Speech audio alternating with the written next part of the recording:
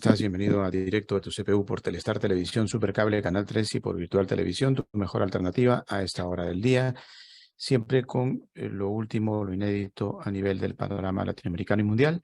Y también estamos conectados con el centro del Perú por Canal 11, la red allá en la ciudad de Huancayo. A manera de introducción, pues simplemente las noticias no son tan buenas desde Perú. Desde el punto de vista climatológico, incluido Ecuador, también está siendo azotado por un fenómeno que le han denominado Yaku, un ciclón, y que tiene un poco eh, totalmente consternada a la población en torno a lo que significa este fenómeno de emergencia a través de lluvias que desbordan ríos y afectan poblaciones enteras, ¿no?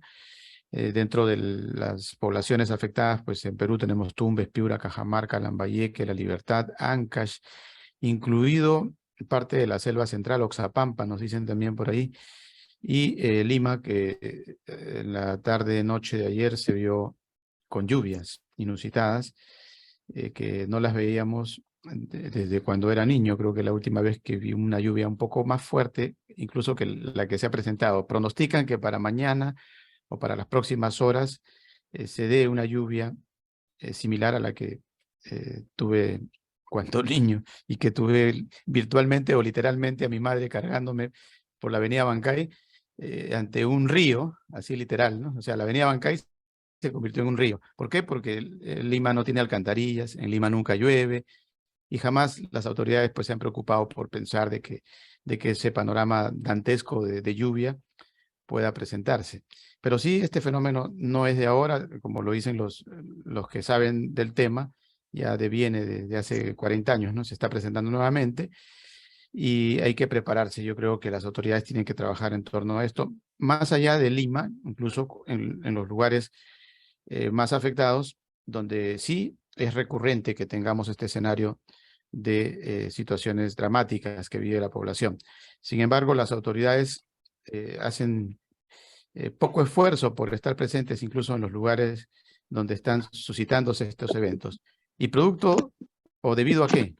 Recuerden que hemos estado en un tema político, en un contrapunteo político, y da la impresión de que tanto los congresistas, o sea, los representantes de la patria, entre comillas, elegidos por el pueblo, se les hace casi imposible acercarse a estos lugares por temor a ser agredidos por las contrapartes, ¿no? De gente que los adversa.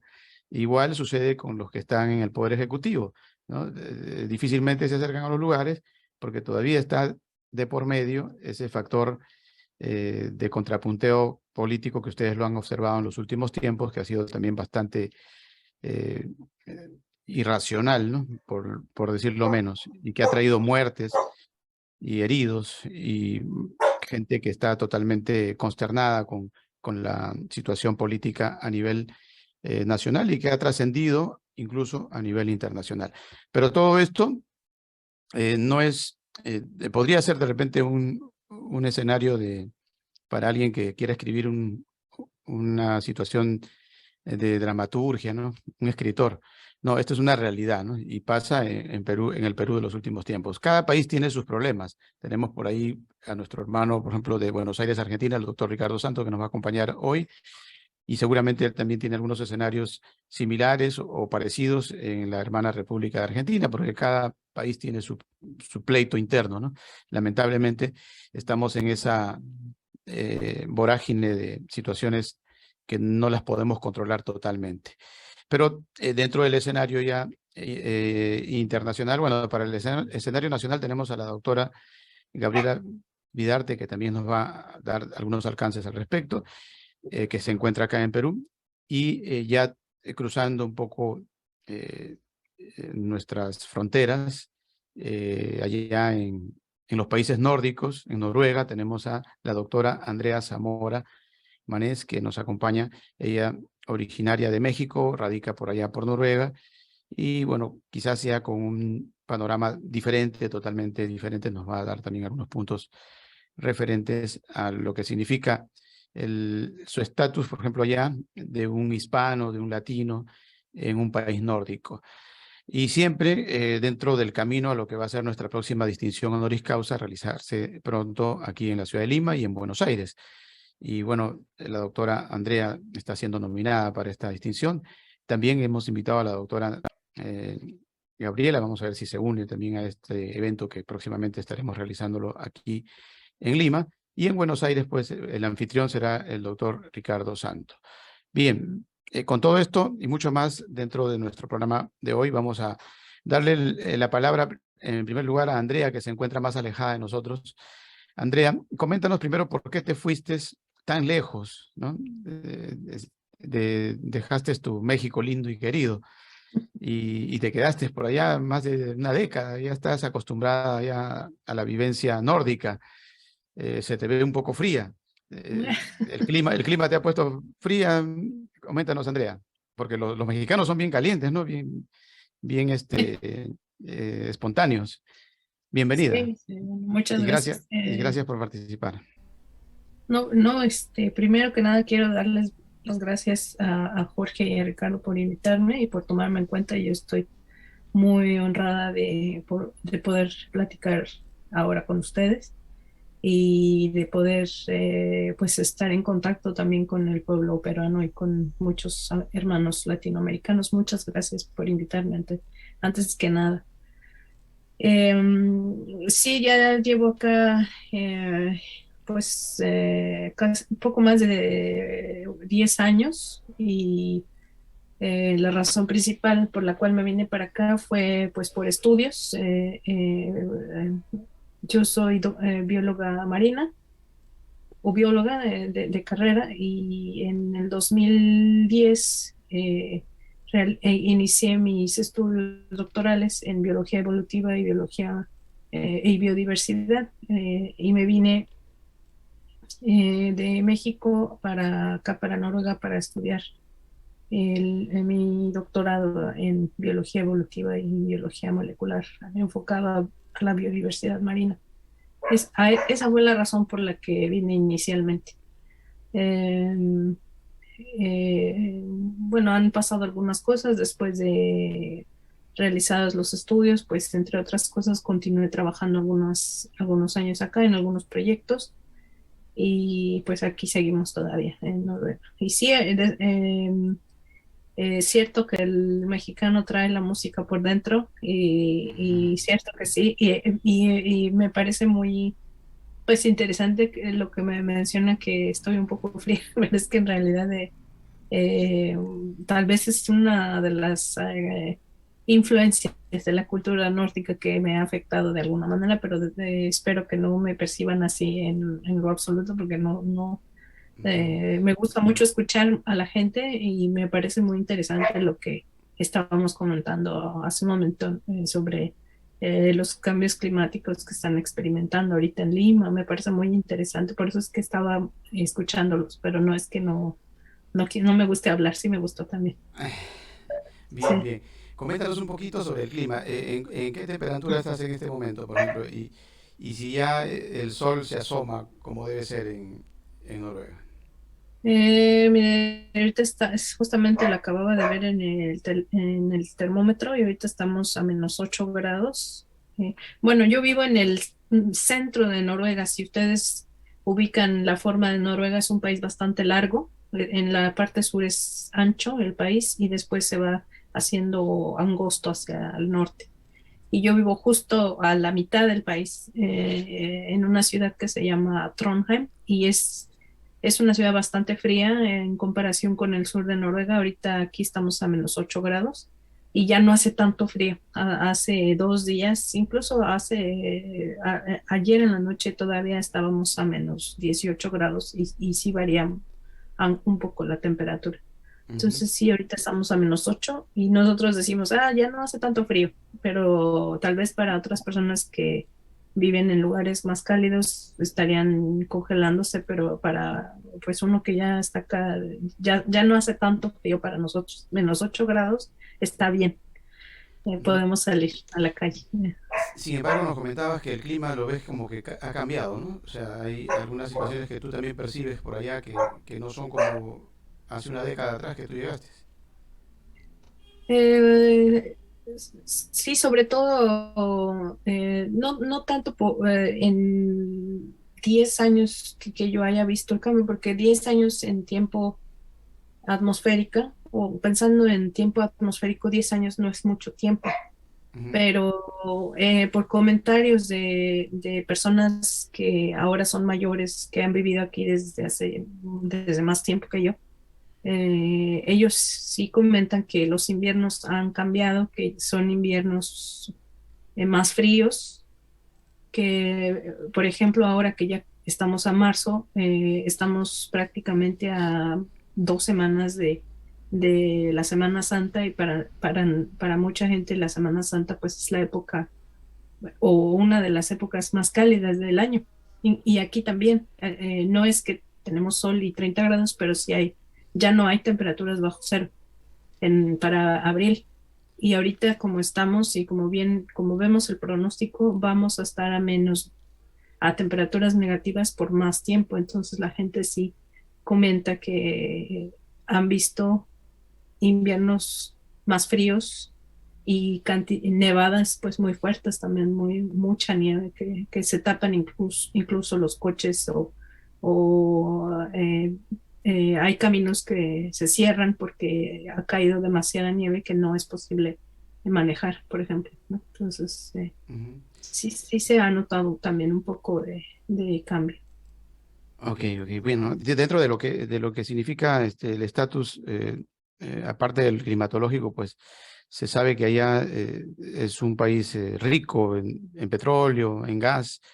El ambiente, sin embargo, es bien sano, a pesar de que es un país que produce esos elementos que son, entre comillas, nocivos, ¿no? Para la supervivencia del ser humano, pero positivos desde el punto de vista económico, ¿no? Porque el sueldo mínimo promedio son 3.000 euros de un noruego. Coméntanos un poco sobre esas situaciones un tanto que se contrarrestan, ¿no? O sea, por un lado, utilizas el oro negro, ¿no? Mm. Y por otro lado también estás contaminando. ¿Cómo lo ve el noruego eso? Es una felicidad un poco contrastada, ¿no? Sí, sí, claro, sí, eso es una polémica que el noruego de alguna forma a veces se hace, como decimos en México, de la vista gorda, por decirlo de alguna forma, porque los noruegos son muy preocupados del medio ambiente, son muy preocupados de separar la basura, de cuidar los bosques, de proteger a las especies, etcétera. Y por otro lado, pues sí, Noruega es uno de los países que obtiene más beneficio del petróleo y de la producción de gas. Entonces, es una polémica, es también una doble moral que existe y es una polémica que vemos constantemente en los medios de comunicación. Por un lado, noruegos criticando justamente ese punto, pidiendo al gobierno que ya no se ya no se exploren más pozos petroleros, que se detenga ya la extracción de gas y de petróleo. Por otro lado, noruegos que están totalmente a favor de que se siga extrayendo porque pues es más dinero y más riqueza al país, ¿no? Sí están totalmente divididos de alguna manera, pero por lo general la sociedad en Noruega está bastante contenta, bastante satisfecha con los beneficios de tener una administración más o menos no tan plagada de corrupción, que seguramente la hay aquí también, pero no la vemos como lo vemos en otros países. Y bueno, los noruegos están felices de alguna forma, puesto que ven reflejados toda esa derrama de dinero y los impuestos que cada uno de nosotros pagamos, se pueden ver reflejados pues en la forma en que se vive acá, los apoyos que tenemos de parte del gobierno, las escuelas para los niños, los hospitales, las calles, como les comentaba, las calles en ciudades como donde yo vivo, que en invierno pues se cierran los caminos porque hay demasiada nieve, pues el gobierno se encarga de enviar las excavadoras para retirar la nieve, para todo eso está incluido, digamos, en ese paquete de bienestar que que da la administración del gas y del petróleo. Entonces sí es un tema interesante y con dos caras, ¿no? Sí es, por un lado, ambientalmente, pues es un asunto que está impactando y por otro lado, pues la sociedad está bastante conforme con eso. Entonces sí Mm, es una moneda de dos caras. Mm. sí, bueno, mientras que se contamina el planeta, lamentablemente pues, no hay manera de detener esta situación, ¿no? Es una situación que no solamente es para Noruega, hay varios países que tienen ese componente, ¿no? Y Mm, es un sí. componente maquiavélico. Cuando estábamos por Venezuela, pues Venezuela también tiene esa característica, ¿no? De ser productor del oro negro, ¿no? Y de gas también. Mm, Y bueno, había que debatirse entre lo que significa el medio ambiente y no sé qué más, pero al final tu gran discurso de arenga supuestamente contra el capitalismo salvaje, al final mm, quedó de lado, ¿no?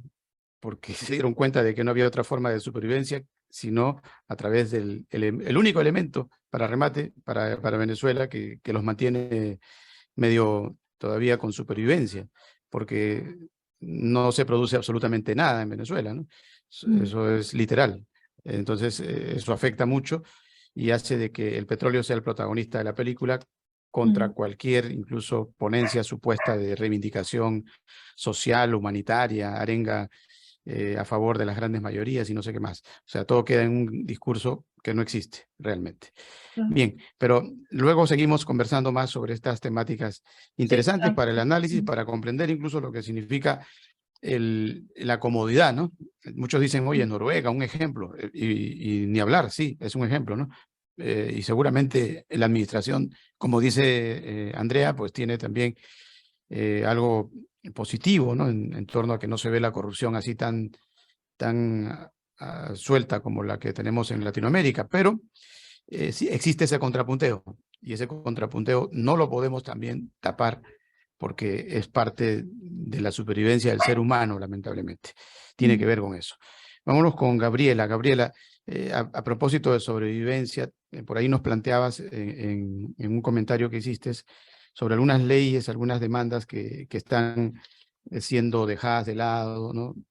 Para tramitar, por ejemplo, la participación del gobierno regional o provincial hacia la zona de Lambayeque, zona afectada por el fenómeno del ciclón Yaku.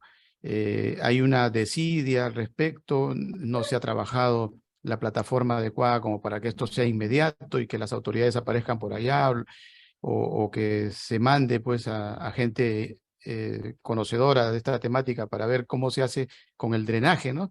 Y salvar vidas. ¿Qué nos puedes comentar al respecto, Gabriela?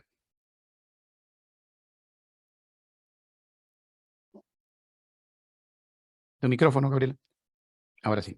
Ya, ahora sí. Sí. Ya, bueno, efectivamente, eh, nuestra población no está preparada para ningún tipo de desastre natural, en ningún aspecto, en ninguna área, a pesar de que estos fenómenos naturales y los desastres pueden ocurrir en cualquier momento. Y sobre todo el norte, que ya tenemos un historial de fenómenos del niño que vienen cada cierto tiempo, que se van acortando. Antes era cada 8 años, cada 6 años, cada 5 años, cada 4 años, y ahora es con mayor frecuencia. La forma correcta, cómo podemos actuar, tiene una vía procesal, es decir, las personas que se encuentran ahorita en el poder, en el gobierno regional y en el gobierno local provincial, eh, tienen que estar conocedoras de este trámite para que podamos recibir ayuda del gobierno central, ¿no? Directamente, ¿no? El pueblo que no conoce de leyes, que no tiene ni idea, es el que paga las consecuencias del desconocimiento de nuestros líderes, ya sean gobernadores o alcaldes, ya que como ellos desconocen la verdad, nosotros pasamos por la experiencia de esta reconstrucción por cambios, donde el norte, Lambayeque, ejemplo, fue afectado terriblemente, tuvimos bastantes damnificados, sin embargo, no contamos con todo el apoyo del gobierno a raíz del desconocimiento de nuestro gobernador de esa época, ¿no? De no tramitar. Lo primero que se hace en una tramitación de desastre, pues son las fichas SEDAN, ¿no? Las fichas SEDAN que solamente lo puede hacer el gobierno regional y provincial. Estas fichas SEDAN crean y generan automáticamente un código SIMPAC, que es el código de impacto, ¿no? El SIMPAC, para que pueda en la pantalla salir el rojito, pi, pi, la alarma, y el COER, que es el encargado de darnos la asistencia, el COER local de la municipalidad, de conocimiento al COER de Lima, y el COER de Lima del visto bueno, y recién ahí podemos decir que legalmente nos pueden decir que ya estamos oficialmente en zona de emergencia y que vamos a recibir ayuda presupuestal, que ya el gobierno nos puede dar un presupuesto de asistencia. De ahí todavía hay otras, los pequeños gobiernos locales, distritales, tienen que hacer sus fichas EDAN de desastre y empadronar y ver la cantidad de damnificados, y luego el presupuesto nacional que va al gobierno regional, pues distribuye a las provincias, que a su vez distribuye a los distritos. Esto es un trámite que generalmente los candidatos, los gobernantes, no se les exige y se les debería exigir, o sobre todo dar un entrenamiento e inmediatamente asuman el cargo. Porque si un gobernante o un alcalde, ya sea de provincia, incluso de distrito, no cumple con estos requisitos de las fichas SEDAN, el código SIMPAC, llevar a su área de COER de local, y luego COER del provincial, y luego el COER del Lima, y todo, no siguen por todas estas etapas.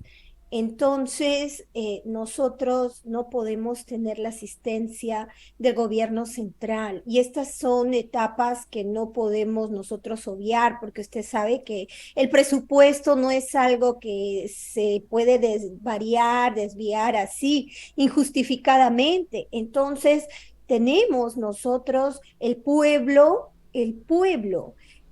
tiene que ser conocedor de este tipo de trámites, para que el pueblo pueda exigir, ¿sabe qué, señor gobernador, señora, a través de la sociedad civil, a través de un derecho de petición, exigir, ¿sabe qué? Hicieron ya las fichas, SEDAN, por favor, ya tenemos ya el código SIMPAC, ya nuestro COER local está funcionando con el COER de Lima, ya está el presupuesto. Las personas desconocen totalmente de estos trámites administrativos, y sin el conocimiento de estos trámites administrativos, entonces la ayuda presupuestal, la ayuda económica no es posible. Entonces, por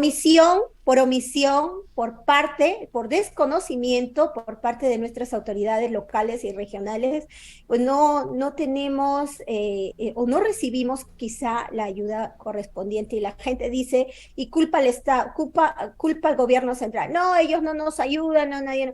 Y la verdad es otra, que se esconde bajo la mesa, que nadie lo sabe. La verdad es que el gobierno en turno, el gobierno regional, el gobierno provincial, que son los encargados ahorita de asistir, de solucionar el problema, de ser los primeros en responder, pues no tienen la capacidad, o si la tienen, no le toman la debida importancia, porque esto, la parte de trámite es tiene que estar inmediatamente. Ni bien ocurre el desastre, inmediatamente el COER local tiene que hacer la parte local del municipio, INDECI y todos estos órganos que son los responsables de desastres.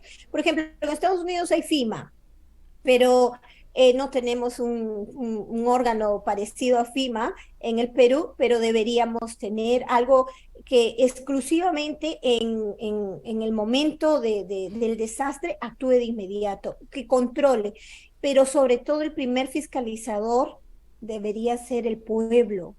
Si el pueblo no conoce, y yo siempre reitero y repito, un pueblo que no conoce sus derechos está totalmente, está no solamente vulnerable a los desastres, sino vulnerables también al desastre de la omisión de sus gobernantes que no tienen nada de conocimiento sobre la parte procesal, es decir, el procedimiento que ellos tienen que actuar para recibir el apoyo del gobierno central. Aparte que deberíamos tener, por ejemplo, tuve la oportunidad de capacitarme, First Responder Operation Training. Nosotros somos los primeros en responder en un lugar de desastre hecho por la naturaleza y humano. Nosotros no tenemos un department de primeros en responder. Los bomberos son las personas, son voluntarios, imagínense. Entonces, los first responders los primeros en responder son personas específicamente entrenadas para cualquier desastre natural. Si tienes un tsunami, pues tú sabes que tienes 10 minutos, el mar se retira 1 kilómetro, 1,5 kilómetros al lado de la orilla y nosotros pues tenemos el tiempo, vemos, como dice la doctora, la parte de la naturaleza es muy importante para este tipo de desastres porque la naturaleza, ella conoce los animales, el electromagnetismo del planeta, los animales, hasta las hormigas, las aves, lo sienten. Y le digo porque yo he estado en muchos desastres naturales. Yo estuve en los grandes incendios de California y te puedo decir que el día del desastre, la gente era como Los Ángeles, Santa Ana, y nosotros estábamos en San Diego, éramos como 3, 4 horas de distancia a 100 millas por hora, es decir, estábamos lejísimos, es como por decir de Tumbes a Lambayeque, lejísimos, y toda la gente pensó que no llega, pero los vientos huracanados de Santa Ana hicieron que a las 10:30 de la mañana la parte de San Diego esté en llamas. Y yo me levanté a las 4 de la mañana, no escuché ningún pajarito, no salieron la típica actitud normal de los animales. Inmediatamente me di cuenta de que algo está pasando. Todo el cielo estaba nublado terriblemente y me dio tiempo para poder salir de mi domicilio, salí con mi pequeño hijo, mis mascotas, llevé a todos, nos fuimos a la playa y bueno, pues a las 10:30 de la mañana estaba ya Fallbrook, que era una ciudad donde estaba viviendo, y estaba en llamas. Mucha gente se quedó encerrada, fue un caos. ¿Por qué? Porque todo el mundo tiene un alto desconocimiento. La velocidad del viento, la chispa, en el caso de incendio es crucial, los datos cruciales. Otra experiencia que tuve en el maremoto de Japón, que también estuve, que fue en el 2011, también los peces se vararon en la orilla con anterioridad, un montón de vida marina, y esto era unos peces que vivían en las profundidades del océano, se encontraban varados. Entonces, nosotros, si vemos la actitud de los animales, gatos y perros se perdieron enormemente y bueno, ocurrió lo del tsunami. Estuve también en el terremoto de México, incluso en los huracanes de Florida. Siempre cada que viajo pasa alguna cosa, pero bueno, la tierra, la naturaleza, nos da, ¿cómo le digo? Un preámbulo de cuando algo va a suceder y cuando algo es natural. Entonces, nosotros necesitamos tener departamentos de los primeros en responder en caso de desastres exclusivamente preparados y gente entrenada para cualquier tipo de desastre natural hecho por el hombre y hecho por la naturaleza. En caso del hombre, pues derrames químicos, todo este tipo por ejemplo, choques de gases o elementos radioactivos y una serie de cosas que son provocadas. Incluso tenemos pues ahora que tanto hay la tecnología, tenemos la geoingeniería, nanotecnología, una serie de cosas que pueden alterar los ciclos naturales. Entonces, el desconocimiento nos hace totalmente vulnerables. Debemos tenemos un CONCITEC, que el CONCITEC es un área de ciencia y tecnología del gobierno, pero que prácticamente está obsoleto, no sirve para nada, no hacemos ese tipo de estudios científicos en meteorología, todo lo que respecta al campo de la ciencia. Entonces, deberíamos exigir que nuestros hermanos países latinoamericanos estén un poco más concentrados en lo que es la ciencia, la tecnología y estar preparados para este tipo de desastres, no solamente en el nivel científico, sino también en el cómo actuar en el momento de desastre, cómo podemos tener la ayuda inmediata de nuestros gobiernos centrales y que las personas conozcan sus derechos para que puedan exigirlos. Ahorita en ninguno de todos los foros que he visto a nivel nacional sobre esta contingencia, nadie está exigiendo las fichas EDAM, que es el primer paso fundamental para el código de impacto SIMPAC, para que pueda el COER, que es el centro de emergencia, nos asista.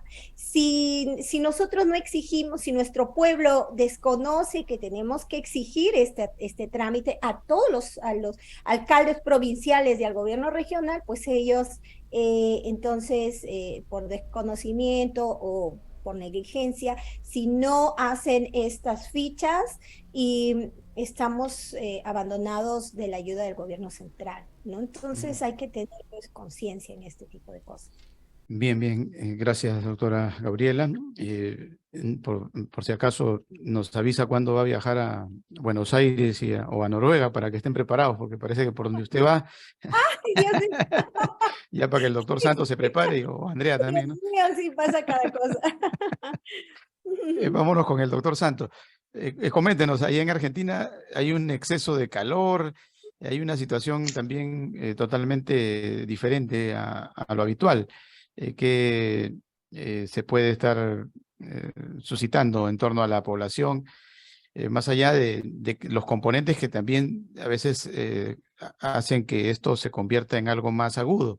Por ejemplo, para el caso de Perú, decíamos que las autoridades seguían monitoreando los desastres de lo que está pasando en estos momentos hacia el norte del Perú desde Lima, y no van. O sea, el congresista que le corresponde estar allá en su departamento, no va. Desde la computadora, él está presente. Cuando a él le pagan para que precisamente esté representando a todos los que lo eligieron en esa zona, ¿no? Pero ¿qué sucede? Como hay un problema político de por medio, el hombre se muere de miedo, ¿no? Porque hace poco tiempo no había ningún ciclón y el ciclón era el pueblo, que si lo veía lo agarraba, pero peor que el ciclón Yaku. Entonces, estamos en esa disyuntiva. Y me parece que también en la Argentina, quizás así un poco más suave, ¿no? No se manifiesta tanto de repente el encontronazo, pero también como que las aguas son turbulentas, ¿no? Entonces, ¿cómo mezclar un poco el clima de calor intenso por el que atraviesa Buenos Aires y ese clima político que está medio dormido, entre comillas? Bienvenido, doctor Ricardo. Efectivamente, estamos pasando prácticamente un mes de calor muy fuerte, inusual, con sensaciones térmicas de 40,8. Y claro, no es habitual, porque ya estamos cronológicamente a 10, 15 días de que se inicie el otoño, ¿verdad? Esto es cronológicamente, porque sabemos bien que el clima ha cambiado, incluso el verano quizás sea más largo en estas latitudes, y entonces, claro, se producen muchos inconvenientes. Lo primero que ocurre aquí en Argentina es eh, el problema de la energía eléctrica, que se ve sobrecargada por el consumo de domiciliario, que usa climatizadores, usan mucho, y hay una sobrecarga de consumo, y lo que ocurre generalmente son cortes. Hay lugares donde han estado 10, 12 y 15 días sin energía eléctrica, lugares céntricos donde eh, los ascensores funcionan por energía eléctrica. Entonces, hay personas de mucha edad que no pueden subir 15, 20 pisos. Entonces, esto pero es un trastorno, un malestar. Allí aparecen manifestaciones, algunas violentas, quejas, cortes de rutas, caminos, calles, avenidas, y esto genera un malestar social. Y lo que ha dicho Gabriela es verdad. Hay omisión por falta de previsión, por aquello que yo dije en su momento, que los estadistas piensan en las próximas generaciones. Y hay una gran negligencia, impericia en el manejo de estas emergencias climatológicas. Otro gran problema nuestro son los incendios forestales, que, bueno, son realmente muy preocupantes, porque sabemos que esto también produce la extinción de especies autóctonas, animales, la fauna. Y fíjese que aquí tenemos el ejemplo de diríamos, la estulticia de los funcionarios que gastan 23 millones de dólares para comprar un nuevo avión presidencial cuando tenemos uno.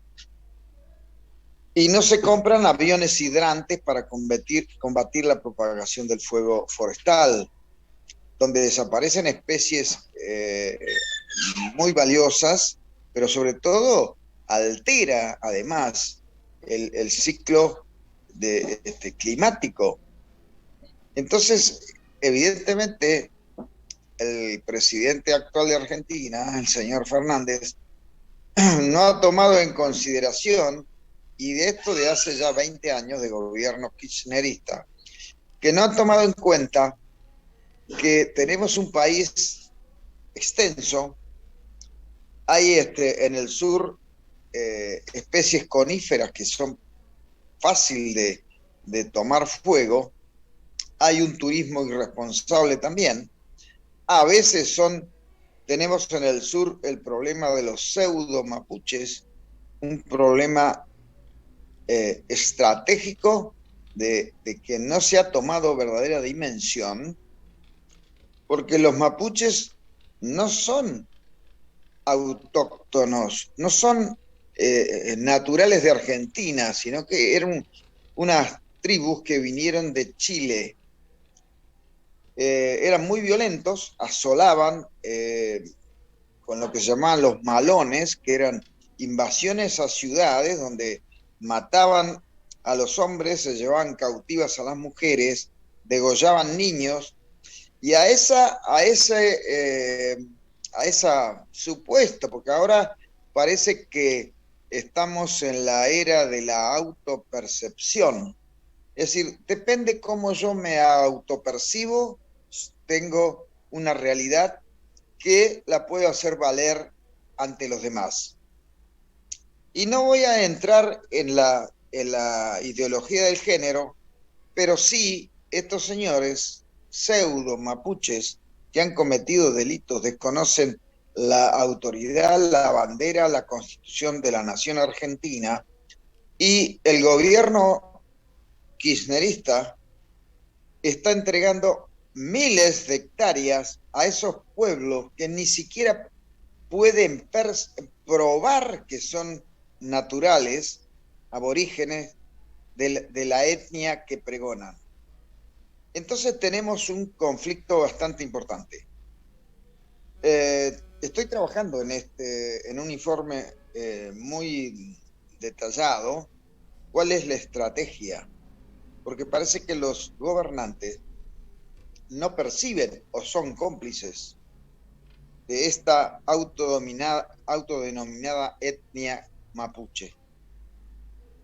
Hay informes históricos, genéticos, que demuestran, por ejemplo, en la provincia de Mendoza, allí donde San Martín armó su campamento en la localidad del Plumerillo, junto con el mariscal Luz Uriaga, peruano él, que los mapuches jamás estuvieron. Y el gobierno nacional les otorgó 23.000 hectáreas, que son una población, es un territorio para una población. Bueno, eso está cuestionado felizmente en la justicia y esperemos que tomen un fallo verdadero. Bueno, quiero decir entonces que hay muchas problemáticas que los gobiernos, como el actual argentino, que tenemos el triste privilegio de tener una vicepresidenta condenada a 6 años de prisión y sin que le afecte ni se ruboriza y sigue en el cargo. En otro lado, en otro país hubiese sido ya nomás procesada, hubiera tenido que abandonar el cargo. Aquí no. Pero además hay otra desvergüenza, que en el día de ayer le fue otorgado un doctorado honoris causa el mismo día al conocerse los fundamentos de la sentencia por parte del Tribunal Federal que la condenó. En el sur argentino, una universidad le otorga un doctorado honoris causa. Realmente una burla para la justicia, para la población. Y esto da la pauta de por qué los gobiernos actuales, todos ellos aforados en el Foro de Sao Paulo y en el Protocolo de Puebla, no cumplen con su verdadera misión, cuál es el bienestar general, el bien público, entonces, y el bien común. ¿Por qué? Es porque la estrategia marxista, que ha cambiado muchas veces de direcciones, hoy se ayorna en el Foro de San Pablo y entonces establece gobiernos como Venezuela, como Nicaragua, como incluso México, que está aforado en ese sistema, Argentina, que por suerte todavía no hemos llegado al estado en que se encuentra nuestra hermana República de Venezuela, pero si no lo frenamos, hacia ese camino vamos. De manera que hoy, frente a la climatología adversa, que es un factor de gran preocupación, está desatendido por gobiernos corruptos, estructuralmente corruptos. Y esto, decía Andrea, que no se percibe tan notoriamente la corrupción en Noruega. Noruega tiene como sistema de gobierno una monarquía. Tengo entendido que el soberano, el rey Harald V, es muy apreciado por la población. Y bueno, habrá seguramente funcionarios que se corrompen. Esto está, creo que es insalvable. Pero no hay una corrupción notoria, notable, persistente y estructural. Tenemos una bandería política, un partido político que gobierna hace 20 años después del 1983. Y anteriormente, el gobierno desde 1946 a 1955, luego 1973 a 1976 y después 1989 para adelante. Es decir, que el mayor tiempo de gobierno lo ha tenido este gobierno que se llama peronista, pero que ahora es kirchnerista y después no sabemos qué, porque cambian como el camaleón según conveniencia. Así que el pronóstico para Hispanoamérica, como me gusta decirlo a mí, es sombrío si no se reacciona a tiempo y no se da la contraofensiva cultural de desmistificar los planes, la estrategia del Foro de San Pablo, que no es ni más ni menos que la estrategia marxista.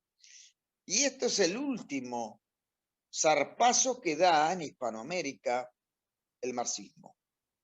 En consecuencia, es importante la educación, no dejar que nuestros hijos, nuestros nietos, nuestros sobrinos sean influenciados por la educación marxista encubierta que los llama a perder valores, a banalizar conceptos supremos, a envilecerse, y eso es lo que tenemos. Hombres que no están dispuestos a ningún compromiso, una sociedad envilecida, una clase de dirigente corrupta y vil, miserable, moralmente miserable. Todo eso hay que pensarlo y comenzar a esclarecer a los pueblos, a los jóvenes sobre todo. Así que esto creo que es importante que lo veamos muy seriamente. Ajá. Bien, doctor, gracias por sus puntos que creemos que son para el análisis. Recuerden que estamos tratando de alguna manera hablar de la parte climatológica, pero que no se desentiende o no está muy distante del clima político que lamentablemente pues ronda siempre por las esquinas de América Latina. Y precisamente vámonos para Noruega con Andrea. Andrea, sabemos que es tu situación está ubicada en un país nórdico, pero previamente pues has tenido estudios en la UNAM, ¿no? Por ejemplo, ¿no? Allá en México. También leemos por aquí que has estado, o tienes un diplomado en la Universidad de Cambridge. ¿Cómo puedes darnos algunos datos de repente de la educación que recibiste en tu país, la educación que has recibido luego fuera de tu país, el trabajo que has realizado, por ejemplo, como servidora pública en el gobierno de México, ¿no? En el año 2008 al 2010, y tu trabajo también luego ya en la Universidad de Bergen, allá en Noruega.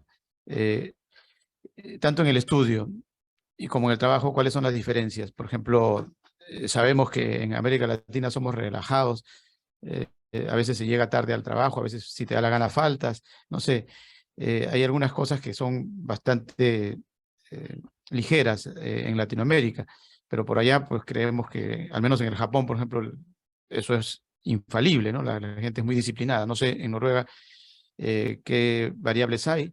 Y en torno al estudio también, ¿no? En el estudio, la profundidad de nuestros estudiantes más depende en América Latina del muchacho, ¿no? Que salga buen muchacho y que se comprometa con hacerse buen profesional. Pero también sabemos que en nuestro continente se compran títulos, hay hasta presidentes que han presentado títulos falsos, ¿no? Cosas por el estilo, y cuando llegan a precisamente a asumir cargos de alta envergadura, se nota, ¿no? Que ese señor, oye, pero ¿verdaderamente será maestro? ¿Habrá dado clases alguna vez? Uno se pone en duda, ¿no? Y efectivamente descubres que todo eso fue una falsedad, al final de cuentas. Entonces, esos detalles, ¿qué nos puedes comentar en torno a las variables que pueda tener un latino, un hispano como tú, que nos pueda servir de ejemplo también para muchos que a veces están pensando, oye, hijo, yo te voy a mandar a Noruega, te voy a mandar al viejo mundo a que te eduques, a que te profesionalices. A ver, ¿qué nos dices, Andrea? Pues sí, estoy pensando mucho en lo que están diciendo el doctor Ricardo y la doctora Gabriela. Me ponen mucho a pensar porque eh, aquí soy también profesora de inmigrantes latinoamericanos que vienen aquí a Noruega. Yo les imparto un curso que es mostrarles lo que es la sociedad noruega y ayudarlos en su proceso de integración. Tengo muchos alumnos que son de Venezuela, de Nicaragua, de Perú, también tengo muchos alumnos cubanos y en las discusiones que tenemos en el grupo, pues siempre es muy interesante darnos cuenta, como lo que mencionaba Gabriela y lo que yo les hago mucho énfasis, tal vez en otra perspectiva, pero yo les hablo mucho de la de la responsabilidad, de la obligación que tienen ellos de conocer aquí sus derechos como migrantes y que finalmente es tal vez en otra perspectiva puesta en el tema de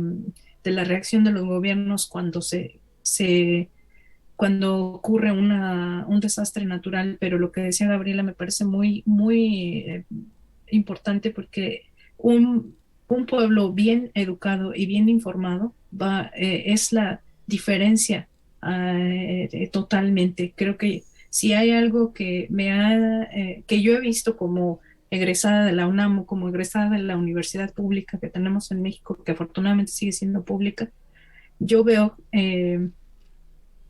no hay ninguna diferencia entre los maestros, la calidad de los maestros que yo tuve en la UNAM y la calidad de los maestros que yo tuve aquí en Noruega. No hay ninguna diferencia. Son personas sumamente preparadas, personas sumamente profesionales y que están educando a generaciones de profesionistas, a veces hasta pagando de sus propios sueldos los recursos para educar a las siguientes generaciones. No hay ninguna diferencia en la formación y yo les puedo mencionar que cuando fui estudiante en la Universidad de Bergen, tuve muchos colegas o algunos compañeros estudiantes de otras universidades latinoamericanas, por ejemplo, de Argentina, de Brasil, de Perú, de Chile, y todos ellos tenían un nivel académico de primer nivel, de primer mundo, diría yo. La diferencia es acá se tienen algunos recursos que tal vez muy difícilmente una universidad pública en nuestros países pueden llegar a tener por la situación de los consejos de ciencia y tecnología que a veces destinan los recursos de manera bastante cuestionable o que dan prioridad a otro tipo de proyectos en donde no se ven reflejados directamente en la sociedad o que no se están enfocando en la generación de profesionistas a futuro para las próximas generaciones y profesionistas que estén capacitados para resolver los problemas a los que nos vamos a estar enfrentando en nuestros países. Llámese desastres económicos, desastres naturales, cambio climático, escasez de energías alternativas. Noruega es un país que está apostando mucho dinero a energías alternativas que ya no dependen del petróleo, sino otro tipo de energías limpias que le llaman acá. Entonces, yo creo que cuando yo llegué aquí a Noruega con mi maleta académica no me hacía falta nada. Mi universidad mexicana me formó muy bien y yo creo que eso es algo que tenemos en común muchos países latinoamericanos. Tenemos muy buenas universidades y tenemos un nivel que está a la par del primer mundo. El problema es que no nos la creemos. El problema es que muchos de nosotros tenemos miedo de salir y de decir, la universidad en Perú es igual de buena que cualquier universidad o en Europa, por ejemplo. O la UNAM, por ejemplo, es de las más reconocidas en Latinoamérica, también aquí en el mundo. Tenemos material y tenemos los recursos humanos y académicos en nuestros países. El problema es qué pasa con los egresados. Y ahí vienen ya un montón de problemas sociales, desempleo, etcétera. Pero creo yo que si hay algo que tenemos en común con este país en donde ahora vivo es esa calidad académica, esos académicos, esos profesionistas científicos de alta calidad. Creo yo que eso tenemos en común, los tenemos definitivamente. Eh, hay muchas realidades.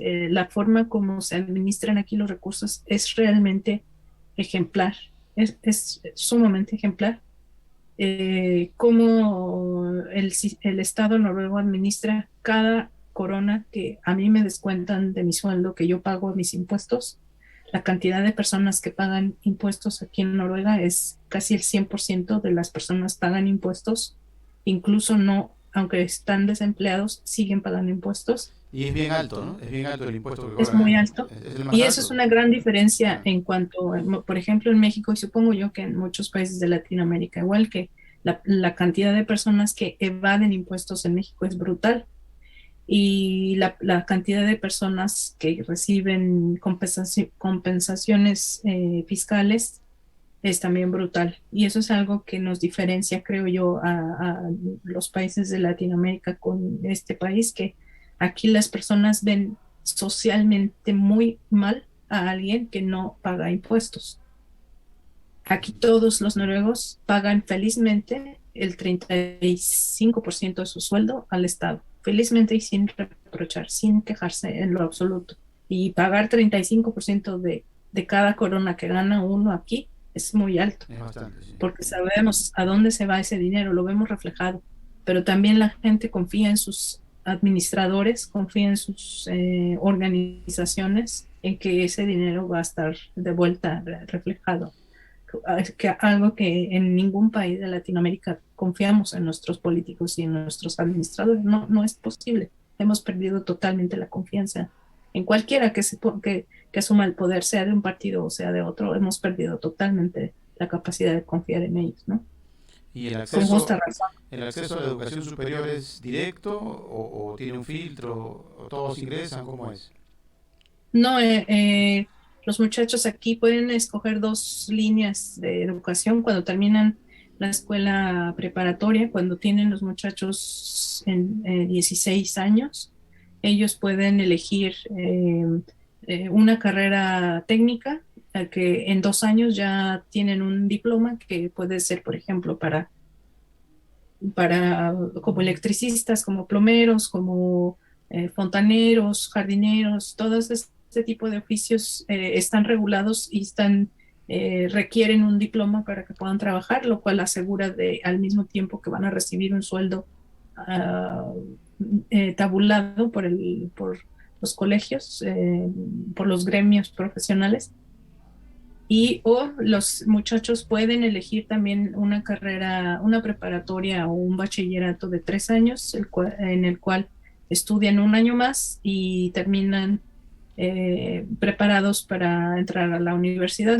La universidad aquí, o las universidades en Noruega son prácticamente gratuitas y se paga una cuota de unos 50 euros por semestre, que no es nada, y no se paga nada más, son gratuitas y todos tienen la posibilidad de entrar. Incluso muchos extranjeros vienen atraídos por esa gran, pues esa gran ventaja de estudiar en una universidad noruega y no pagar más que 50 euros cada 6 meses, que es prácticamente pues nada. Eh, Todos tienen posibilidades y al salir de las universidades, pues los profesionistas, o al menos a mí algo que sigo aprendiendo todavía de eso, yo trabajo en el sector privado y es una cultura laboral completamente diferente a la que yo estaba acostumbrada en México, ¿no? Hay una serie de diferencias pero en general es una cultura laboral más lineal, más horizontal, en donde no hay esas diferencias de mi jefe es una persona intocable, lo que él dice es lo correcto y yo tengo que hacer todo lo que mi jefe dice. Aquí hay una cultura laboral más plana en donde los empleados o los subordinados tienen todo el derecho de discernir con sus jefes y todo el derecho de exigir el mismo trato. O sea, no hay esa jerarquía de yo soy el jefe y tú tienes que comportarte como mi subalterno y rendirme todas las pleitesías y todos los honores. Aquí no hay eso. Y eso para mí ha sido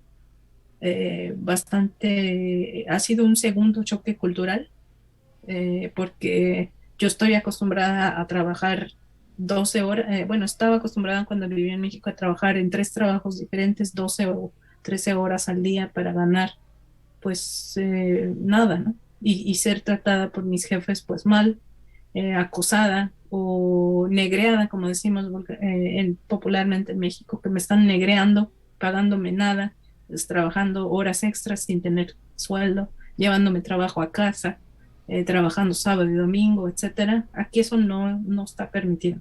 Aquí uno termina a las 4, y a las 4 se acaba tu trabajo. Tu jefe no te puede mandar mensajes o correos electrónicos pidiendo más trabajo después de las 4 de la tarde o en sábado o en domingo, por ejemplo.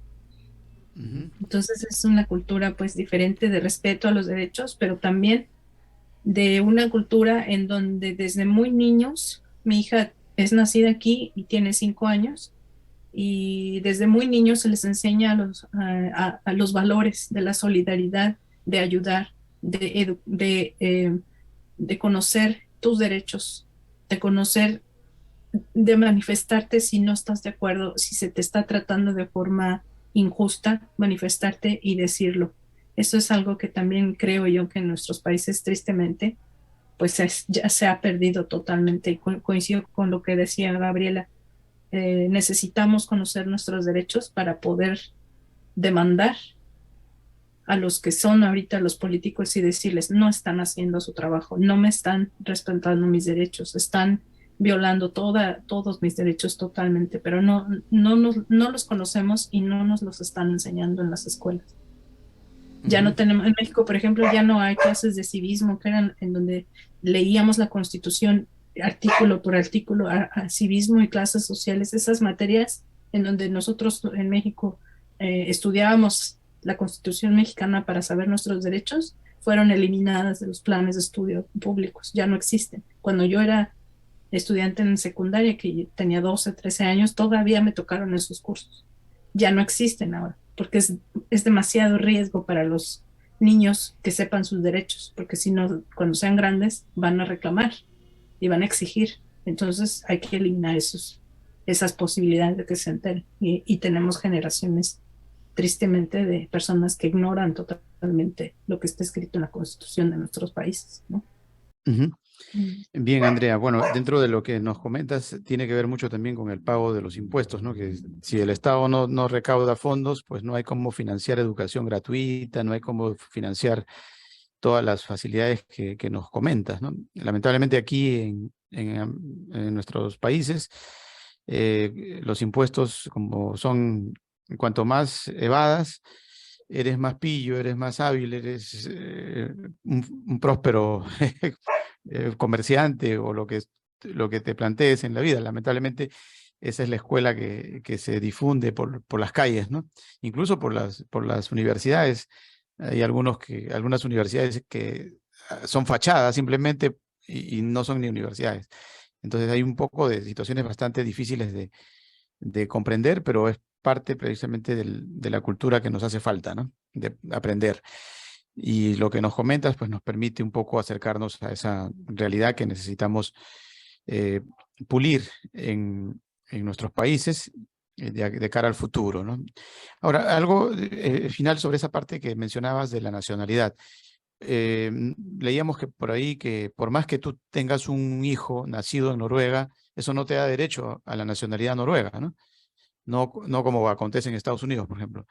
¿Cómo es esa figura? Salvo que el padre sea noruego o la madre sea noruega, algo por el estilo. No, eso es muy, muy complicado el asunto, y eso es un tema que yo toco mucho en el curso de estudios sociales noruegos que doy a latinoamericanos, porque muchos de ellos tienen la idea de que un niño que nace en Noruega va a ser noruego, o incluso un niño que tiene padre noruego va a ser noruego. Y la verdad, la realidad es que incluso niños que tienen padres noruegos pueden no ser noruegos. Depende mucho depende mucho de quién es el noruego. Primero que nada, si la mamá es extranjera y tiene un niño nacido aquí, pero de padre noruego, pero no están casados civilmente, el niño va a tener la nacionalidad de la mamá. automáticamente. Esto quiere decir que en mi caso, por ejemplo, yo tengo una hija y el papá de mi hija es noruego. Yo estoy casada con un noruego. Mi hija cuando nació fue ciudadana noruega porque el papá es noruego y porque estábamos civilmente casados. Hay muchas parejas que solo viven en unión libre y no se casan nunca. Entonces, en esos casos, si tienen hijos, aunque el papá sea noruego, pero no están casados civilmente, los hijos van a tener la nacionalidad de la mamá. Eso es algo que yo les digo mucho a la gente que toma el curso, porque muchas de las personas que son estudiantes en ese curso de estudios y de leyes noruegas tienen parejas noruegas, pero no están casados. La clave está en que el hijo tenga uno de los padres, ya sea la madre o el padre, que sean noruegos y que la unión y que el niño el niño o la niña haya nacido en una familia en donde los padres están casados civilmente. Entonces sí son noruegos. Si, por ejemplo, una pareja que tengo en el curso que estamos llevando ahora, que ambos son de Venezuela, ellos me preguntaban, pero si nosotros que somos residentes ya permanentes, residen aquí legalmente con todo sobre la ley, tenemos un hijo acá, entonces nuestro hijo no va a ser noruego, no va a ser noruego, porque la mamá es venezolana y el papá es venezolano, aunque están casados civilmente con las leyes venezolanas. No, es un tema complicado. No es como en Estados Unidos o como en México. Quien nace en México o quien nace en Estados Unidos es americano, punto. No importa si tu mamá es de un lado, si tu papá es del otro lado, no importa. Naces en Estados Unidos, eres americano. Naces en México, no sé cómo sea en Perú o en Argentina, pero naces en México, eres mexicano hasta que te mueras. Ujú. Aquí no, aquí sí es más complicado. Bien, bien. Bien ese dato porque la gente se hace sus planes de migración, ¿no? Y siempre está el hecho de que piensan en el matrimonio. Oye, vas para allá, para Estados Unidos y te casas y ya, listo, te sale el green card, ¿no? Bueno, esa es una modalidad de migración. Pero hacia Noruega ni lo pienses, ¿eh? Porque te vas a quedar con los crespos hechos, no te va a salir el plan. Bueno, vámonos con Gabriela. Gabriela, ya que mencionábamos hace un momento pues, que nuestras autoridades se hacen de la vista gorda, están monitoreando con drones, creo, la catástrofe en el norte, ¿no? Como que les tiembla la mano, como le temblaba a Pedro Castillo en su discurso. Ahora ellos son los que tiemblan, ¿no? No quieren ir a los lugares donde están los damnificados, porque tienen miedo a que el Yaku, pero en este caso el Yakumama, que viene a ser el pueblo, ¿no? Se le venga encima, ¿no? Tanto se ha desacreditado un congresista, tanto se ha desacreditado un ministro, incluso la propia presidenta, que no se atreven a movilizarse. ¿Qué se hace? Un gobierno sin pueblo no es gobierno. ¿Qué nos dirías, Gabriel? Bueno, en realidad todos dicen esta frase que el gobierno, el poder viene del pueblo, pero se olvidan de una parte de nuestra constitución, que el pueblo le pierde el poder o transfiere ese poder en el momento del voto a la persona que lo representa. Por lo tanto, el poder que tenía un pueblo está siendo traspasado a tus cinco o seis representantes de tu región. Lambayeque tenemos 5 congresistas y estos congresistas de cada región son 130 que son nuestros representantes en el Congreso. Por lo tanto, el key del asunto está en quién te va a representar. ¿Cuál es el problema que tenemos en el Perú? Que las personas, por desconocimiento, por falta de información, elegimos muy mal a las personas que nos van a representar.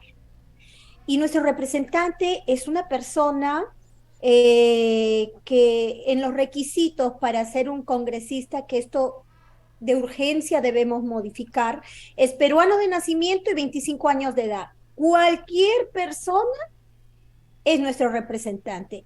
Pero sin embargo, si nos copiamos de otros modelos, el que te va a representar es la persona más íntegra y con mayor conocimiento que tiene en tu sociedad. Es decir, me va a representar una persona conocedora de las leyes, conocedora de mis derechos, conocedora en muchos, experta, especialista, profesional en algún ámbito y sobre todo con valores, principios, íntegra. En el Perú no sucede eso. Cualquier persona es nuestro representante. Dicen que es la democracia, pero la democracia significa una elección. No significa que vamos a poner personas cero conocimiento, cero preparación, personas que son incapaces, ineptas, desconocedoras. Eso no es discriminación. Nosotros tenemos que elegir a nuestros mejores representantes para que ellos puedan tomar decisiones que ponen en riesgo. En sus manos está la vida de todos nosotros, 35 millones de personas. No podemos poner la mano en 130 personas que son futbolistas, actores, cómicos ambulantes. Tenemos de todo, menos un pequeño número de gente preparada, de gente con especialidad, el número de nuestros representantes que son personas preparadas, bien educadas, bien íntegras, como le decía acá la doctora de México, son muy pocos las personas preparadas que nos representan. Y ahí viene el problema, porque nuestro poder traspasado a estas personas, que son los que nos representan en el poder legislativo y son los que toman las decisiones, hacen proyectos de ley, fiscalizan, son las personas que ponemos en sus manos nuestras vidas. Entonces, ¿cuál es el problema? Hay que cambiar esos requisitos. No solamente puede ser peruano de nacimiento y 25 años de edad, sino gente proba, gente íntegra, gente con conocimientos, con especialidades, que realmente nosotros nos sintamos orgullosos de ser nuestros representantes. Hemos perdido esa confianza porque estamos eligiendo personas que no nos defienden, personas que en lugar de salir a favor de los derechos, pisotean y vulneran los derechos porque tampoco los conocen. Entonces, los congresistas que tienen el rol crucial de la toma de decisiones, las propuestas de ley y todas estas, las decisiones que ellos toman, que son fundamentales para el futuro de nuestro país, está en manos de gente estulta, en su mayoría. Entonces, ¿cómo nosotros vamos a... ¿Qué es esto? Que tenemos gente incluso que sale de la cárcel y ahora han hecho un proyecto que ya se va a poner personas que no le dan, que están por alimentos, que tienen procesos penales, que tienen una trayectoria de vida con falta de valores, integridad, de moral, personas que no pagan ni a sus trabajadores. Tenemos todos los políticos son dueños de universidades y qué envidia, porque la doctora decía que las universidades en México tienen un nivel académico muy alto, pues eso no pasa en el Perú. Nosotros tenemos un nivel académico muy por debajo y estamos considerados, según las estadísticas, entre uno de los últimos en educación. Entonces, tú ves a nuestros egresados, personas que no saben desempeñar, porque tengo profesionales pequeños, abogados egresados recién que acaban de salir, pequeños jóvenes que son egresados recién universitarios, bachilleres, y no han leído su constitución. Y cuando yo le digo, a ver, ¿qué opinas del estado de emergencia? ¿Qué opinas del estado de emergencia? Ah, me parece muy bien que esté en un estado de emergencia. ¿Tú sabes cuántos días estamos en un estado de emergencia? Sí, 3 años, ¿te parece correcto? Sí, me parece muy bien. Entonces no lo ha leído la Constitución. El artículo 137 nos dice que un estado de emergencia no puede durar más de 60 días, cuya prórroga, una prórroga, no puede ser indefinida. ¿Por qué? Porque es un estado de excepción, que es el estado de emergencia. Excepcionalmente, puedes estar 60 días con la prórroga que esté refrendada por tus ministros. Excepción. Si tú desnaturalizas la excepcionalidad, estamos desnaturalizando la Constitución. Entonces, ¿qué estamos hablando? Los presidentes violan la Constitución. El artículo 118, inciso 8, dice que el presidente no puede desnaturalizar la Constitución y transgredir los derechos. Si los estudiantes egresados de Derecho no saben ese artículo, ¿cómo lo van a defender? ¿Qué es esto? Yo tengo decenas de practicantes. Cuando yo les pregunto este simple comentario, ¿qué opinas del estado de emergencia? ¿Qué opinas de lo que está pasando por el gobierno? Me responden, sí, está muy bien. ¿Qué opinas de las mascarillas? ¿Qué opinas? Y violaron los recursos impugnativos en un decreto donde la obligatoriedad es inconstitucional. Nadie te debe obligar a nada. Nosotros somos libres de elegir, pero obligan.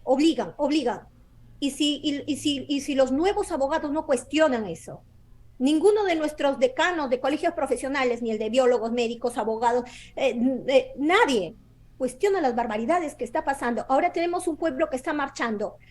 ¿Qué están invocando? Un artículo 307 de una constitución que ya no existe. ¿Qué es eso? Dios mío, pedidos irreales. Cuando tú les dices, no, pero alguien me ha dicho que es profesor y que él es profesor decano de no sé qué universidad. ¿Cómo es posible que un profesor esté induciendo al error a los alumnos? Esto pasa, cosas terribles en nuestro país. Nosotros contamos de 206 artículos y solamente las reformas constitucionales pueden ser hechas por el Congreso. Y nuestros congresistas son gente que no conoce los derechos, que nunca ha leído la Constitución. Entonces, ¿cómo piensas que alguien que desconoce terriblemente sus facultades, sus funciones? Tenemos un presidente que lo han sacado por violar el artículo 117. Quiso disolver el Congreso de una forma que no le da la ley, de una forma ilegal. Flagrancia, qué vergonzoso. Un funcionario, el máximo funcionario de nuestra nación, que no respeta su Constitución y que por esa razón lo sacan. Y tenemos una presidenta que es la segunda vicepresidenta, un primer vicepresidente que no pudo ser presidente. ¿Por qué? Porque está acusado, sentenciado con una sentencia. ¡Qué vergüenza! Que por una sentencia no pudo ser presidente, el señor Cerrón. Y ahora la señora que está, la presidenta, ella es la segunda vicepresidenta, está ahí porque ella como segunda vicepresidencia, de acuerdo a nuestra Constitución, si el presidente y el primer vicepresidente no pueden, la segunda vicepresidente asume la función. Y de no poder ellos, el presidente del Congreso. Así es como sigue la ley, los pasos. Pero si las personas no saben, no, dicen que ella es de facto, que ella es usurpadora. No, es mentira.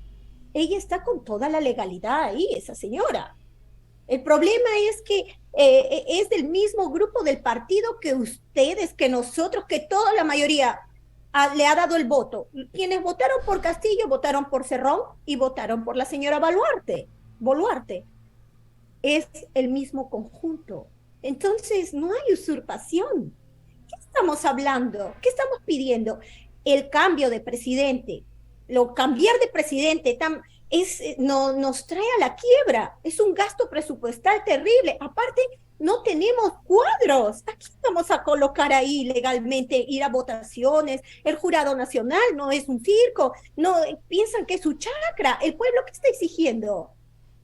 Cuando alguien no cumple sus funciones, ahora todo lo que está pasando, los mítines, las marchas, están usando la violencia. ¿Cómo pues el artículo de nuestra Constitución dice tú tienes el derecho de reunión, el derecho de protesta pacífico sin armas? ¿Y cuál es tu mayor arma? Tu conocimiento. Si ellos interponen un derecho de petición exigiendo los derechos que ellos deseen con una marcha y un derecho de petición, que es un recurso que te da la Constitución, un arma de defensa. Si ellos colocan esos documentos y exigen sus derechos a la Comisión de Constitución, al Congreso, y van atacando, y lo pueden por incumplimiento, si no les responden favorablemente con una argumentación buena, ellos tienen sus mecanismos de defensa, las armas legales, papelito manda. ¿Pero qué pues una marcha? Una marcha gritando y pidiendo cosas irreales, utopías, cosas que no están en la Constitución, artículos que no existen, colocando nombres donde no cabe esa figura, que por capricho, que nuestras leyes son que caprichos de las personas. ¿Qué es el pueblo? El pueblo tiene que ser instruido, educado. Si el pueblo no conoce sus derechos, está pidiendo ¿qué cosas? Imposibles, y utopías, irrealidades. ¿Y cuáles las consecuencias? Ahorita estamos muriendo, el norte, toda la costa del Perú está sufriendo por el yacu. ¿Por qué? Por desconocimiento, porque no sabemos, porque no estamos preparados, porque nunca lo hemos estado, porque tenemos fenómenos del niño año tras año, por décadas, por centenas de años. ¿Pero qué? Seguimos así, no tenemos un alcantarillado, no tenemos un drenaje pluvial. ¡Qué vergüenza! Siempre somos atacados por estos desastres, siempre nos inundamos, siempre nos arrasan las cosechas, pero nadie exige un alcantarillado y un drenaje pluvial. ¿Por qué? ¿Por qué? Porque estamos acostumbrados, como dicen, a lamer la bota que patea. Eso está muy mal. Tenemos que cambiar el chip. Como decía la doctora, hay que cuestionar, nuestros niños tienen que cuestionar. La educación cívica en el Perú también se ha cortado, filosofía, economía, todos estos temas para que el niño sepa cuestionar y pueda preguntar y no se permite violarse sus derechos, los han recortado de la educación. ¿Y cuál es la consecuencia? Una población que sabe más de novelas y de fútbol que de leyes y de ciencia. Tú le preguntas a cualquier mujer, sabe las novelas turcas, las novelas rumanas, las novelas brasileñas, las novelas de todos los países. Tenemos gente y los varones saben tanto de fútbol, pero tú les preguntas de un tema de sus derechos, ¿cuál es la violación que se está cometiendo acá? La obligatoriedad legal, la imposición, ellos no saben. ¿Por qué? Si el país te embrutece, nuestro primer acto de contradecir, de rebelión, es el autoconocimiento, autoinstruirnos. Tenemos la obligación de autoeducarnos, de fomentar la conciencia y el conocimiento, como padres de familia que amamos a nuestros hijos, para tener más equidad, más justicia. Tenemos que conocer nuestros derechos. Si no los conocemos, no nos defendemos y no podemos echarle la culpa al gobierno, porque cada uno es libre de los actos que cometemos. Y nosotros, y ahora todos pueden utilizar el celular para averiguar un chisme, pero ¿qué no puedes utilizarlo para autoeducarte? Para autoinstruirte.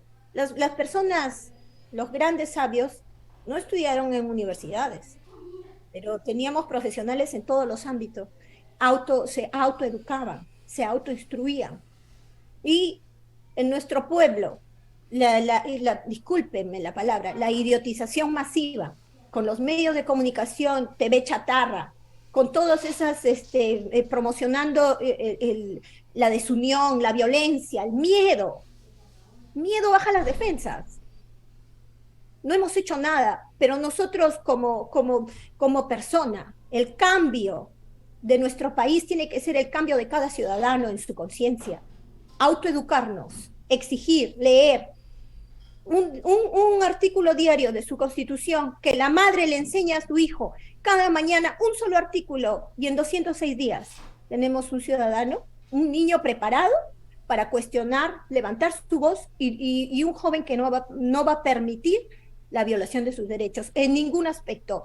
Va a querer desarrollar una imaginación, va a sentirse más libre, porque el conocimiento es el arma más poderosa que tiene todo ser humano. Bien, gracias, doctora. Bueno, es parte de la situación por la que atraviesa Perú, la que comenta la doctora Gabriela Vidarte, y nada más esperamos que esas autoridades pues que se acerquen a los lugares donde están pasando estas situaciones difíciles y que dejen el miedo, ¿no? Se Exacto. les ha elegido para que estén allá, ¿no? Para que estén monitoreándolo desde Lima. Se quejan del centralismo, dicen el Perú llamado Lima, ¿no? Si atacan Perú, desaparece el Perú, porque acá está el poder ejecutivo, legislativo, absolutamente todos los poderes. El poder judicial, desaparece el Perú si atacan Lima. Si atacamos Caracas, igual, ¿eh? Porque Caracas también, todos los poderes están ahí. Si atacamos, creo que Buenos Aires también. Creo que el único país que se salva es Brasil, ¿no? Comentábamos creo que el otro día con la doctora, porque Brasil tiene su capital en Brasilia, todo está descentralizado, pero después todos los países están centralizados. Y quizás por eso la manía y la tranquilidad de la población incluso, aunque hay algunos que no están tranquilos, están desesperados y que les va a resultar más difícil a los que lleguen a ocupar estos cargos más adelante, creerles, porque no aparecen en los lugares donde deberían estar actualmente estas autoridades, estos congresistas, estos representantes del pueblo de a pie, que los ha elegido y que hay algunos que tienen pinta de buenos estudios, no todos son analfabetos, ¿no? Hay un poco de gente que sí ha sido elegida con grandes estudios, grandes doctores, pero que esos grandes doctores creo que son los más temerosos, ¿no? Están más enconchados, ¿no? Falta integridad. Sí, están Falta como integridad. asustados, lamentablemente, ¿no? Esperemos que eso se supere, que recuperemos la calma y que podamos transitar por donde sea, por cualquier parte del Perú, con la tranquilidad de que todos somos hermanos, todos somos un solo pueblo.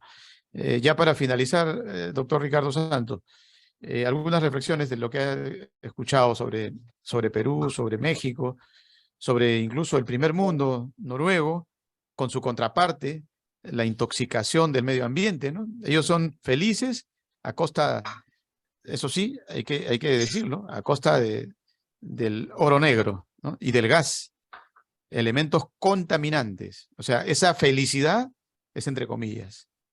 Doctor Ricardo Santos. Bueno, creo que en ese aspecto pecan muchísimos países, pero destaco de Noruega, lo decía la doctora Andrea, la transparencia en la administración de los bienes públicos, de los dineros públicos, y el hecho de que se pagan los impuestos. En Argentina, yo creo que hay un 80% de evasión de impuestos, a vista y paciencia de todos. No, creo que se ha deteriorado el sentido de la corrección, de actuar con corrección, con honestidad. Y lo que se advierte es una falta de reproche público al que actúa mal, al que delinque. Por el contrario, creo que hay admiración, por ejemplo, cuando se pasa frente a la mansión de un narcotraficante y la expresión de la mayoría es que es un gran vivo, es un gran campeón porque mira lo que hizo.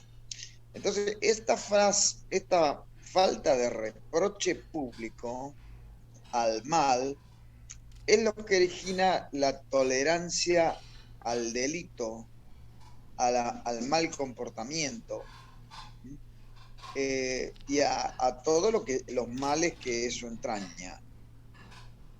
Quiero un poco también decir de la educación. La educación pública ha descendido a niveles bajos. La doctora Gabriela ha dicho que Perú es uno de los más bajos. Yo digo, en este momento Argentina también sufre ese problema.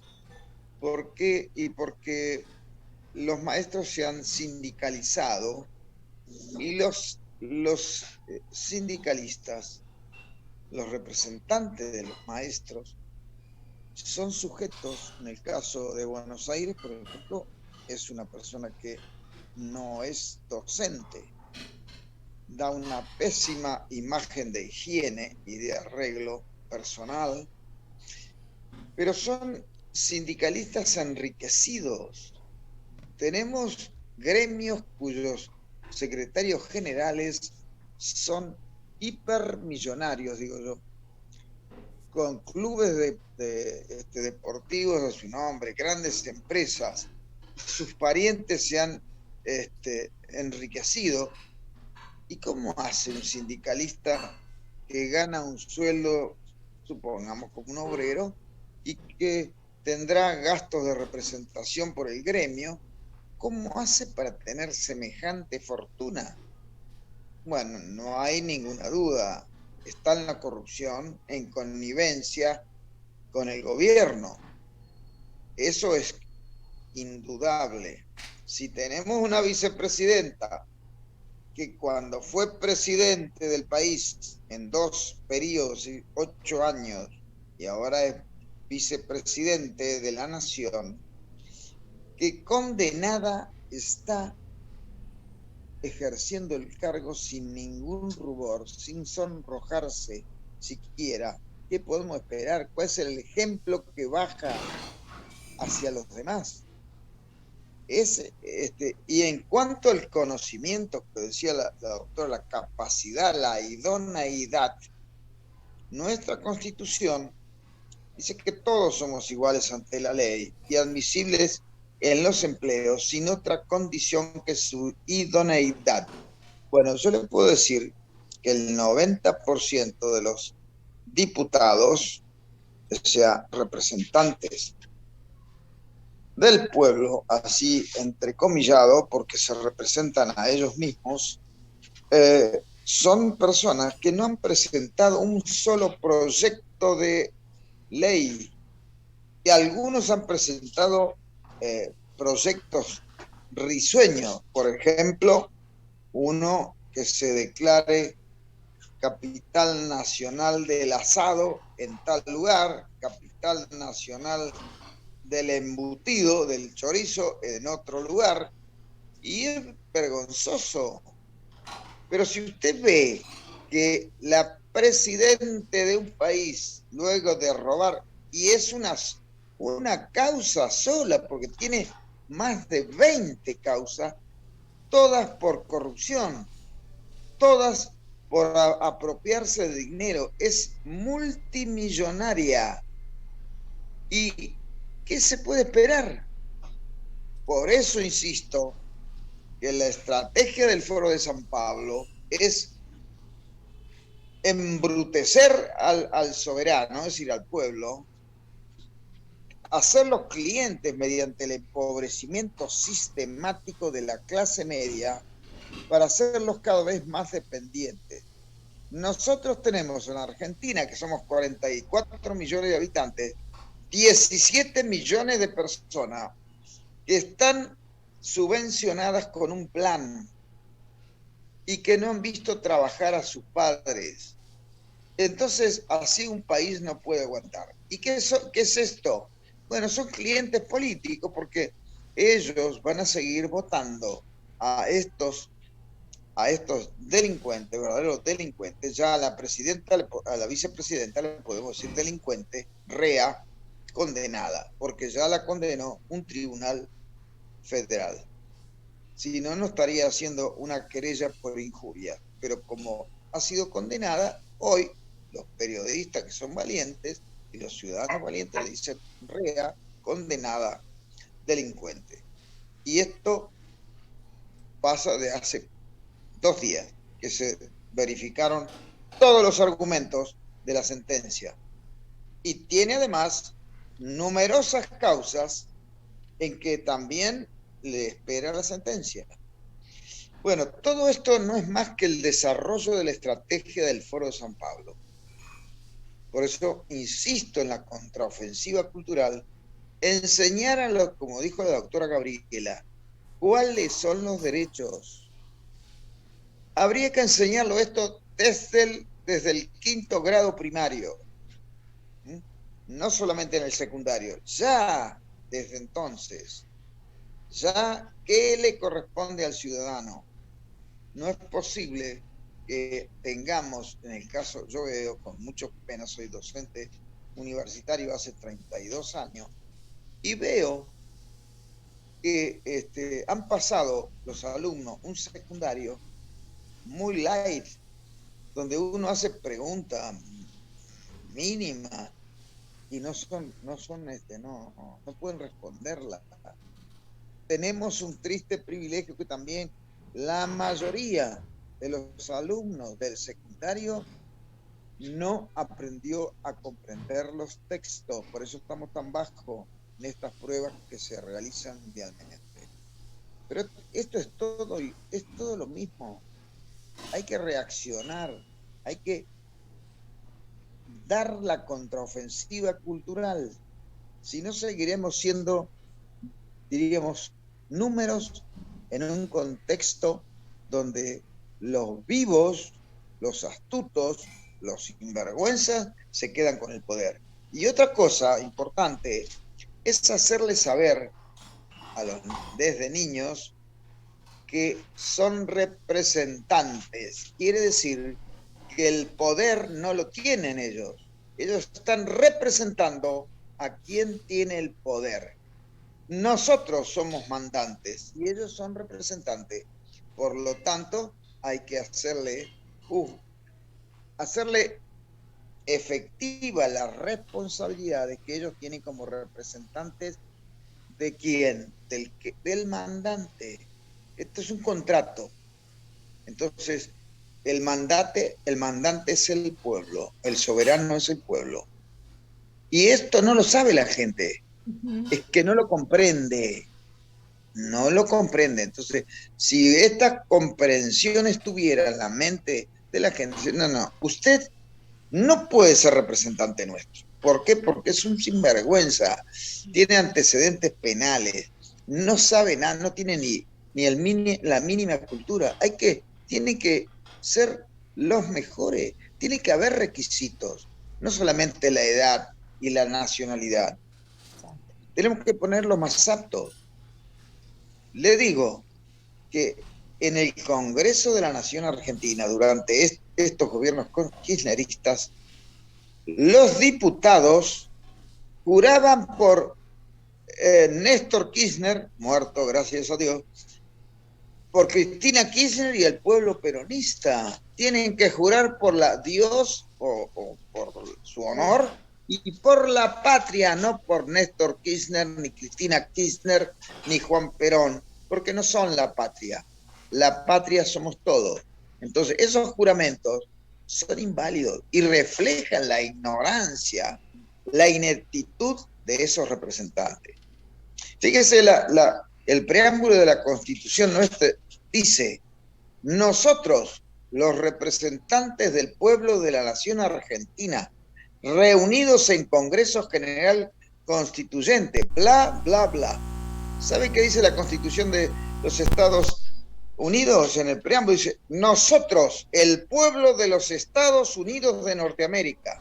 Parece esto banal, pero fíjese cómo reafirma quién es el pueblo, nosotros.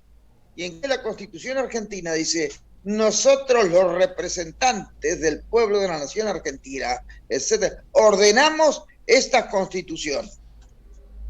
Mientras que la Constitución de Estados Unidos dice: nosotros, el pueblo. Esto es simbólico, pero muy fuerte. Bien, doctor Ricardo Santos, creo que hemos agotado la conversación. Vamos a darle la última palabra a la doctora Andrea, ya que se encuentra bastante alejada, ¿no? Para que nos dé sus últimas reflexiones. De pronto, solamente una especie de comentario a manera de moraleja, como mencionaba el doctor Ricardo Santos, sobre estos panoramas que en una oportunidad en Caracas, una chica nórdica estaba esperando la locución del tristemente célebre Hugo Chávez Frías, ¿no? De pronto aparece Hugo Chávez y efectivamente cuando apareció Hugo Chávez, la multitud se enardeció de alegría, ¿no? Era como algo bastante, era su momento de mayor auge político. Entonces me acerco a la chica y le pregunto, ¿no?, qué le parecía ese escenario, ¿no? Y ella me dice, claro, no hablaba español, ¿no? Y ella me dice: oh, me parece, es como viajar al pasado, me dice. Es como que hubiese retrocedido en el tiempo. Esto solo lo había visto en los libros. O cuando me daban clase me explicaban esto los maestros. Y como él está con su uniforme de comando, se ve todavía más impactante, me dice, ¿no? O sea, para ella era como regresar eh, en el momento, a un viaje en el tiempo, que eso ya no existía allá en su país. Y, por ejemplo, le pregunté también si ella conocía quién era su primer ministro, ¿no?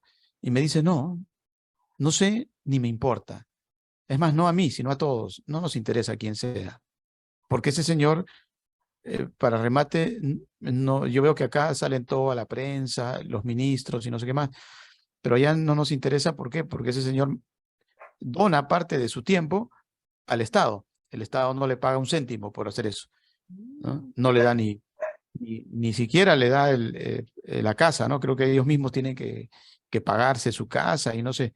Y acá es todo lo contrario. Acá veo que cada ministro, pues, tiene una especie de dividendo económico para que se represente a la nación. Y eso también solamente lo había visto en los libros, me dice, ¿no? Pero no en la práctica. ¿Qué nos puedes decir tú, comentar al respecto ya de manera de reflexión? Tú que oyes hablar de, por ejemplo, hacia Argentina del kirchnerismo, hacia tu país de López Obrador, ¿no? Hacia Chile con Boric, Lula en Brasil, y mejor nos detenemos porque por ahí aparecerán más en escena. A manera de despedida, Andrea. Pues no, yo siempre es muy triste pensar en Latinoamérica en muchos aspectos. También aunque es difícil de pensar, pero aunque uno vive ya en otro lugar, no por eso dejamos de tener ese arraigo hacia nuestros países y no nos dejan de doler nuestros países, aunque estamos ya lejos, porque somos de allá, allá nacimos, allá crecimos, allá tenemos familia, etcétera, ¿no? O sea, tampoco comprendo por qué Latinoamérica es como es y yo creo que no hay una varita mágica para decir de un día para otro todo se va a arreglar y de un día para otro Latinoamérica va a ser Escandinavia. No hay una varita mágica, pero sí creo yo y coincido con lo que se ha dicho en esta tarde, que un buen comienzo es un pueblo bien educado y un pueblo que conoce, un pueblo al cual sus gobernantes y sus representantes le enseñan o se aseguran que los sistemas educativos les enseñen desde que aprenden a leer sus derechos y que les hablen de sus derechos. Eso para mí creo que sería un gran cambio, generaría un gran cambio en nuestro continente a largo plazo. No va a ser instantáneo porque son generaciones de niños que tendrían que crecer con esa nueva mentalidad y esa nueva educación. Y también una educación que estuviera más basada en los principios humanos que también ya se han perdido. En la ética, en generar, en formar nuevas generaciones que ya no vean la corrupción como una salida fácil para obtener cualquier cosa que ellos quieran. Y eso no nada más hacia los gobernantes que son corruptos, eso también va hacia nosotros como individuos civiles que también somos corruptos, que fomentamos la corrupción en dos vías, el que corrompe y el que es corrompido. Para nosotros también es muy fácil criticar al político corrupto, pero hay que ver también la corrupción que pasa a nuestro nivel de personas civiles en la calle o cuando damos un dinero a un policía para que no nos den una infracción, etcétera. Creo yo que eso es algo muy importante de lo cual hablamos y coincidimos en tres países diferentes que eso es algo que hace falta para nuestros países, hace falta para México, para Perú, para Argentina, para toda Latinoamérica, y que yo veo aquí que tiene efectos positivos. Una generación de niños bien educados en sus derechos se va a notar a largo plazo y que y también recordar que eh,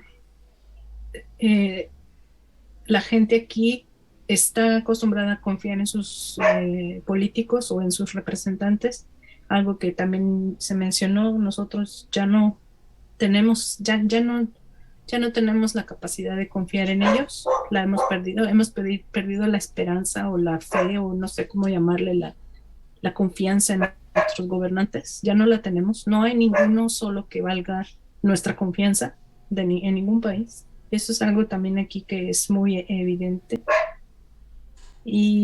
Pero también mencionar que en Noruega hay el latinoamericano que migra a Noruega, y lo sabemos por estadísticas que nosotros mismos hemos generado, es un latinoamericano bien capacitado y con muchos recursos académicos y profesionales. Y creo que nosotros, los que estamos fuera de nuestros países, viendo la perspectiva desde otro enfoque, podemos retroalimentar muchísimo a nuestros países y dar mucho de lo que hemos visto con nuestros ojos o experimentado de vuelta hacia nuestros países. Y me parece por eso que esta conversación fue muy productiva, al menos para mí. Yo no sabía lo que estaba ocurriendo en este momento en Perú con el desastre natural. Me ha concientizado más y me ha vuelto más empática de pensar que pues en nuestros países, desde México hasta la Patagonia, pues hay gente que necesita ayuda y que necesita de nosotros, de todos, estemos en donde estemos, en Latinoamérica o en donde sea que estemos. Hay latinoamericanos que tenemos que seguir ayudando a nuestros países. Bien, gracias, Andrea. Una última pregunta para todos. ¿El perrito es limeño, es noruego o de Buenos Aires? ¿Noruego? Es mi perro. ¿Y ese perrito ladra en español o ladra en noruego? Ladra en noruego, pero entiende español. Yo le hablo español y me entiende todo en español. Sí. Bien, Andrea, gracias. Mi hija de 5 años habla noruego, pero también habla mexicano. Dice, órale, mamá, vámonos a comer. Así dice. Órale. Sí. Y mira, ¿y es necesario, ya para terminar, que el que emigra sepa noruego o no es necesario? De entrada no, porque el noruego no es un idioma que sea muy, muy común estudiar en escuelas en otros lados fuera de Noruega, pero sí es muy necesario para encontrar trabajo y para salir adelante aquí en la sociedad. Eso sí es muy necesario. El que venga aquí puede emigrar sabiendo solo inglés, pero tiene la obligación de aprender noruego en menos de 6 meses. De lo contrario, no va a encontrar trabajo. De lo contrario, no va a poder sacar a pasear al perrito, ¿no? Y eso sería algo malo. Bien, gracias, Andrea. Gracias, Gabriela. Gracias, doctor Ricardo. Bueno, nos vamos con un pensamiento nórdico, vikingo, dice, ¿no? El corazón de un sabio rara vez es alegre. Y creo que tienen razón. Un abrazo a la distancia, que todos se felicidad. Recuerden, la cita es por Telestar Televisión, Supercable, Canal 3, y también por Virtual Televisión, Canal 11 en Huancayo, en el centro del Perú. Hasta la próxima. Gracias. Chao.